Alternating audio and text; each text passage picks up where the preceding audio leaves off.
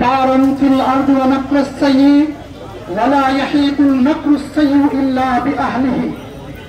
ভারতে মুসলিম স্বার্থ বিরোধী ওয়াকফ সংশোধনী বিল পাশের প্রতিবাদে বাংলাদেশ ইসলামী ছাত্র শিবির ঢাকা মহানগর কর্তৃক আয়োজিত আজকের মানববন্ধনে উপস্থিত সম্মানিত ছাত্র জনতা এবং সাংবাদিক বন্ধুদের প্রতি সালাম।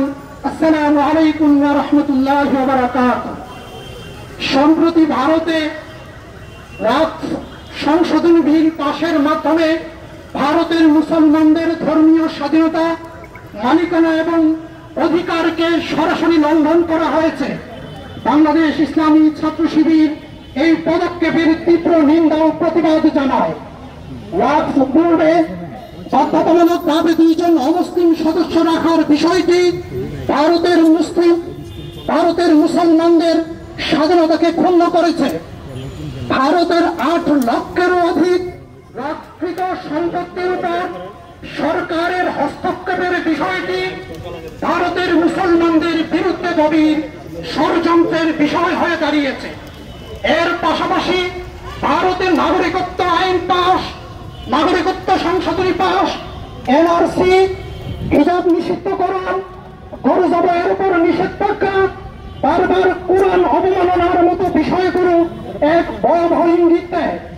আমরা ভারতকে হুঁশিয়ারি করে দিতে চাই, তোমরা তোমাদের সকল চক্রান্ত বন্ধ করো, না হয় আল্লাহ পাক রব্বুল আলামিন পবিত্র কোরআনে তোমাদের ব্যাপারে হুঁশিয়ারি দিয়ে বলেছেন, ইস্তিকবারান ফিল আরদ ওয়া মাকরাস সাইয়্যি ওয়া লা ইয়াহিকুল মাকরুস সাইয়্যি ইল্লা বিআহলিহি। তোমাদের গর্ব অহংকার চূর্ণ হবে, তোমাদের দম্ভ সব চূর্ণ হবে, তোমাদের কূট কৌশল কোনো কিছুই কাজে লাগবে না। যারা কূট চক্রান্ত করে তারা জানে না যে যারা কূট চক্রান্ত করে তাদের চক্রান্ত তাদের আয়োজকদেরকেই ঘিরে ফেলে।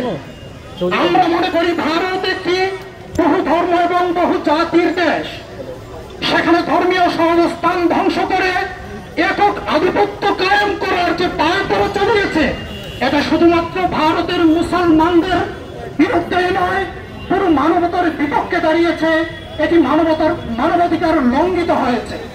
আমরা গোটা মুসলিম উম্মাহ সহ বিশ্ব মানবাধিকার সংগঠনগুলোর কাছে আহ্বান জানাই, যাতে করে ভারতের এই কূট চক্রান্ত ষড়যন্ত্রের বিরুদ্ধে সোচ্চার হয়। এই আহ্বান জানিয়ে আমার কথা শেষ করছি। আসসালামু আলাইকুম।